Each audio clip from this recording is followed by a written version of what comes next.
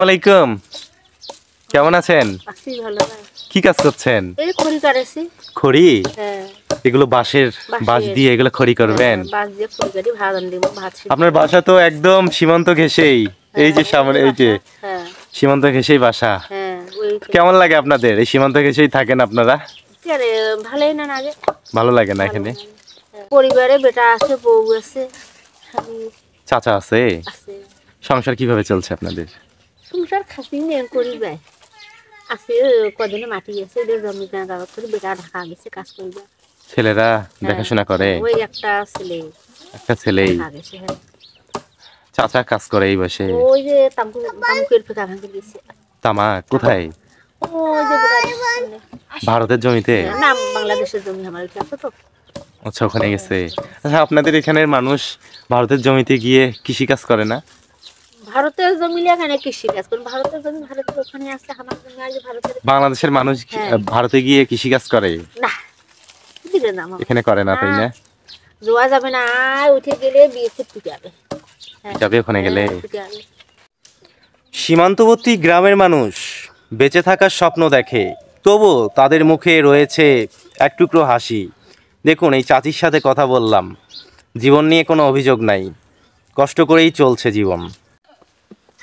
বন্ধুরা, এই যে এই চাচির বাসা একদম দেশের শেষ সীমানায়, তার বাসা ঘেঁষেই কিন্তু বর্ডার, আর যাওয়া যায় না ওখানে। ওখানে বিএসএফ বসে আছে।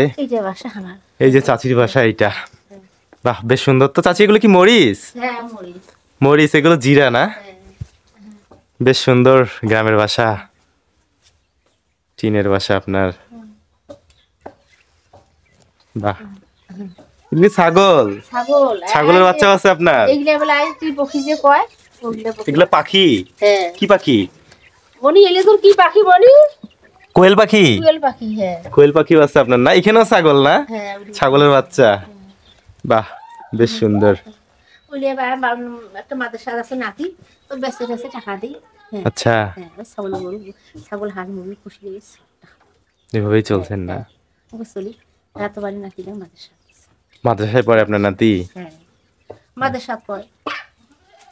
বাবা, তোমরা কি করছো? ছাগল দিয়ে খেলছো? বাহ। দহগ্রামের সীমান্ত পিলারটি যেভাবে দাঁড়িয়ে আছে, পিলারের ওপারে ভারতের চা বাগান দৃশ্যমান। তার অগণিত গাছ একে অপরকে ছুঁয়ে যেন গাঢ় সবুজ চাদর বিছিয়ে রেখেছে। চা বাগানের ভিতর হালকা শিশির ভেজা পাতাগুলি সূর্যের প্রথম আলোতে ঝলমল করছে।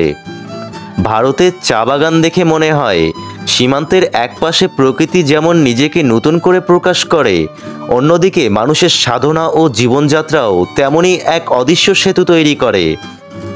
দহগ্রামের সীমান্ত পিলারের দিকে তাকিয়ে একেবারে বেঁধে থাকা পৃথিবীও যেন এক মুহূর্তে এক চিরস্থায়ী সংযোগে পরিণত হয়। এদিকে চা বাগানের পাশ দিয়ে মৃদু বাতাস বইছে, তার সাথে মাটি আর প্রকৃতির গন্ধ মিলেমিশে এক অদ্ভুত সুর তৈরি করছে, যা শোনা যায় না কিন্তু অনুভব করা যায়। সীমান্তের এপারে বা ওপারে প্রকৃতি যেন কোনো ভেদাভেদ ছাড়াই একসাথে হাঁটে। চাচা, আসসালামু আলাইকুম।